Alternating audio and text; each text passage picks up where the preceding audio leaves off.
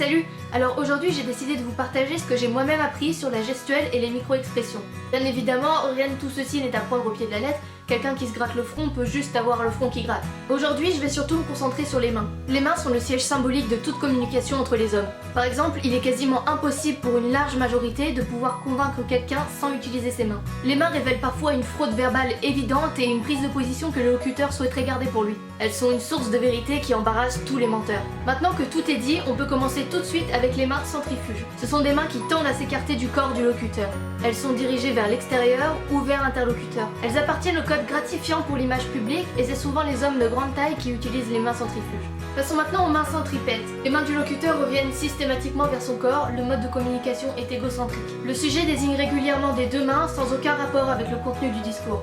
Ce mode de gestuelle trahit un individu victime de ses devoirs, ce qui sous-entend qu'il refusera de porter la responsabilité de ses échecs. Les rappeurs abusent de ce refrain gestuel, mais ça doit étonner personne. Passons maintenant à la main en cornet. Il consulte ses notes ou vous écoute, la main gauche ou droite en cornet et les doigts repliés contre la bouche. On dirait qu'il retient un rot. Cette attitude est courante chez les hommes qui jouent de leur influence. Ces personnes-là sont face à des objections qu'ils ne primeront jamais afin de s'éviter des pertes de temps inutiles.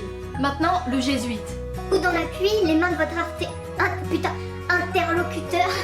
Coude en appui, les mains de votre interlocuteur sont jointes comme s'il priait. Les mains en prière ne sont pas du tout une demande muette, elles trahissent plutôt un climat mental oppositionnel et très habilement pervers. Si les mains de votre interlocuteur coude en appui sont jointes, mais les doigts deux à deux séparés, cette variante gestuelle signale une attitude intégriste ou la rigidité des rares sentiments qu'il est susceptible d'éprouver. S'il joint les mains et appuie ses lèvres contre ses pouces, les mains pressées trahissent un vide qu'il va falloir combler par les mots. Les lèvres posées sur les pouces sont une manière de préparer une réponse politiquement correcte. Et je vais finir avec les mains en pronation. Les paumes sont dirigées vers le bas, ce sont des mains réductrices. Le mode de la pronation peut apparaître quand il faut calmer le jeu. Il se manifeste involontairement quand les propos du locuteur ne reflètent pas sa pensée.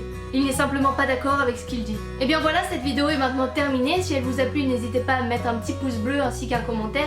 Si vous aimez ce genre de vidéo, bien dites-le moi aussi et j'en ferai peut-être d'autres. Bien voilà, j'ai rien de plus à dire à part à bientôt pour une prochaine vidéo. Allez, bye!